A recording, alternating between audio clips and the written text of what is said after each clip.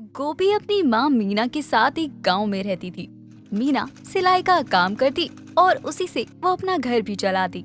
एक दिन उसकी बेटी गोपी खाना लेकर उसके पास आती है। माँ कितना काम करोगी, थोड़ा खाना खा लो और आराम कर लो। बेटी समय नहीं है, कल तक मुझे ये सभी ब्लाउज सिल कर देने हैं। अगर नहीं दिया ना तो मुझे आगे काम नहीं मिलेगा। माँ आप इतना मत सोचो, ऐसा कुछ नहीं होगा क्योंकि पूरे गांव में आपके सिवा कोई और सिलाई करने वाली है नहीं, तो लोगों को आपके पास ही आना पड़ेगा ना।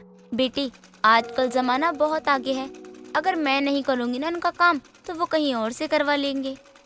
ठीक है माँ, आप जीती और मैं हारी। आप खाना खा के थोड़ा आराम कर लो, उसके बाद आपको जो करना है वो कर लेना।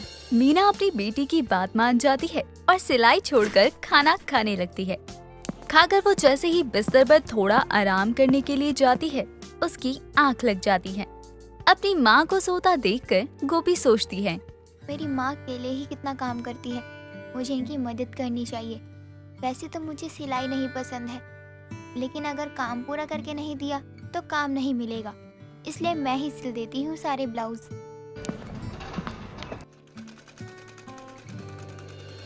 सुबह मीना की अचानक से आंख खुलती है।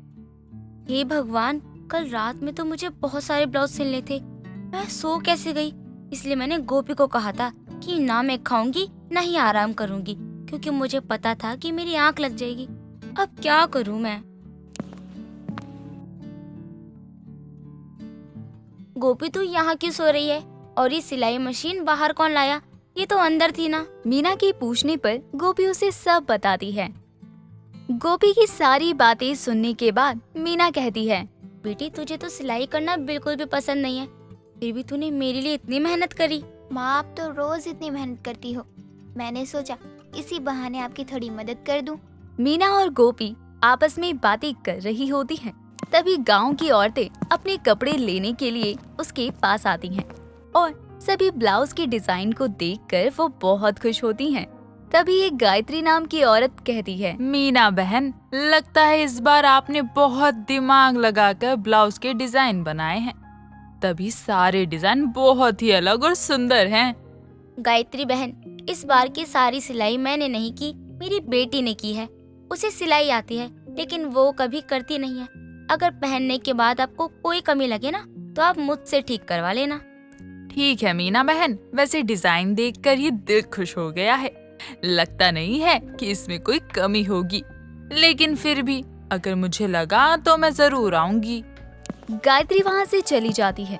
दिन बीतते हैं और बीतते दिनों के साथ गोपी सिलाई के काम में अपनी माँ की मदद करने लगती है और धीरे धीरे वो भी बहुत अच्छी सिलाई करना शुरू कर देती है।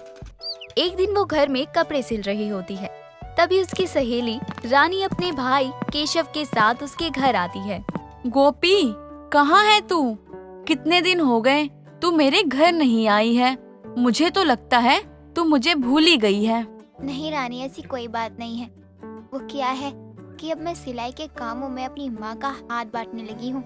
इसी बहाने उनकी मदद भी हो जाती है और मुझे कुछ भी नया सीखने को ही मिल जाता है। सही है, इसी बहाने तुम गरीब लोगों की थोड़ी और आमदनी हो जाएगी, क्योंकि एक से भले दो दो होते हैं। भैया, आप मेरी सहेली की ऐसे बेइज्जती नहीं कर सकते। मैं किसी की कोई बेइज्जती नहीं कर रहा, जो सच था मैंने वही बोला है। तुम मेरी छोड़ो, जिस काम के लिए आई हो ना वो काम करो और निकलो जल्दी, हमें और भी जगह जाना है। ठीक है, आप चलिए, मैं आती हूँ। गोपी, मेरे भाई की बातों का बुरा मत मानियो, तू तो जानती है ना कि वो कैसा है। तुझे चिंता करने की जरूरत नहीं है, मुझे उनकी बात का बिल्कुल भी बुरा नहीं लगा। मैं तुझे यहाँ अपनी शादी की खुशखबरी देने आई हूँ। 4 दिन बाद मेरी शादी है, मैं चाहती हूँ तू वहाँ आए। रानी तो जानती है ना कि मेरे गरीब और तेरे अमीर होने के कारण तेरे घर में कोई भी हमारी दोस्ती को पसंद नहीं करता है। मैं वहाँ कर तेरा फंक्शन खराब नहीं करना चाहती हूँ। मुझे कुछ नहीं सुनना, तू मेरी दोस्त है, तुझे मेरी शादी में आना ही पड़ेगा। रानी जल्दी करो, हमें देरी हो रही है, और भी जगह जाना है हमें। जी भैया, अभी आती हूँ। गोपी, मुझे ना देर हो रही है, मैं चलती हूँ। तुझे आना है मेरी शादी में, मैं तेरा इंतजार करूँगी। रानी वहाँ से चली जाती है और गोपी उसकी बातें सुनकर परेशान हो जाती है। क्योंकि उसके पास कोई अच्छे कपड़े नहीं थे जिसे पहनकर वो रानी की शादी में जा सकी। तभी उसकी माँ मीना उसके पास आकर कहती है, गोपी चल मेरे साथ थोड़ा बाजार चल ले, मुझे सिलाई के लिए कुछ कपड़े लेकर आने हैं। माँ, जब आप मार्केट जा ही रही हो तो क्या आप मुझे एक अच्छा सा लहंगा दिला सकती हो? मुझे अपनी सहेली रानी की शादी में पहनना है। गोपी बेटी, तू तो अपने घर की हालत जानती है ना, या हमारे अच्छे कपड़े पहनने की हालत नहीं है। मैं तुझे लहंगा कहाँ से दिलाऊंगी? माँ, सिर्फ एक लहंगा ही तो मांगा है, कौन सी बहुत बड़ी चीज मांग रही हूँ। बेटी, एक लहंगा 5 से 7 हजार तक का होगा। अब इतने पैसे मैं कहाँ से ले आऊँ? ठीक है माँ, कोई बात नहीं, मैं नहीं जाऊंगी शादी में, आप परेशान मत हो। गोपी चुपचाप अपनी माँ के साथ बाजार जाने के लिए निकल जाती है। लेकिन मीना को अपनी बेटी का उदास चेहरा देखकर बहुत दुख होता है। दोनों बाजार पहुंचकर सिलाई के लिए कपड़े और बाकी का सामान लेकर घर लौट रही होती हैं। तभी गोपी की नजर कुछ बच्चों पर जाती है जो कि माचिस की तिल्लियों से ड्राइंग शीट पर घर बना रहे होते हैं, जिसे देखकर वो अपने मन में सोचती है, ये घर कितना अच्छा लग रहा है। अगर माचिस की तिल्लियों से इतना अच्छा घर बनाया जा सकता है तो लहंगा भी तो बनाया जा सकता है। क्या हुआ गोपी, तुम क्या सोचने लगी? घर नहीं चलना? कुछ नहीं माँ, चलिए घर चलते हैं। गोपी और मीना घर आ जाते हैं। मीना अपनी सिलाई में लग जाती है और गोपी दुकान जाकर बहुत सारी माचिस और कुछ रंग लेकर आती है। माचिस की सभी तिल्लियों को अलग अलग रंग में डुबोकर वो धूप में सुखा लेती है। वो ऐसा कई बार करती है जिससे उसके पास बहुत सारी माचिस की तिल्लियां इकट्ठा हो जाती हैं। तभी मीना उसके पास आती है। हे भगवान, गोपी तू पागल तो नहीं हो गई है? इतनी सारी माचिस की तिल्लियों का तू क्या करेगी?